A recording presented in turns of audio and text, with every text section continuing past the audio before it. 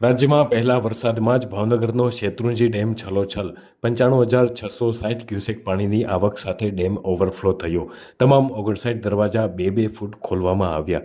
15,340 cusec આવક નોંધાઈ છે. સૌરાષ્ટ્રના સૌથી મોટા ડેમ પૈકી બીજા ક્રમનો શેત્રુંજી ડેમ પાલિતાણા તાલુકામાં આવેલો છે. ભાવનગર જિલ્લાના શેત્રુંજી ડેમમાં સતત પાણીની આવક ઠાલવાઈ રહી છે. શેત્રુંજી ડેમ ભરાઈ ગયો છે. શેત્રુંજી ડેમમાં ઉપરવાસમાં 95,660 ક્યુસેક પાણીની આવક શરૂ થઈ છે. ડેમ 100% ભરાઈ જતાં ઓવરફ્લો થતાં ડેમના તમામ 59 દરવાજા 2-2 ફૂટ ખોલવામાં આવ્યા છે.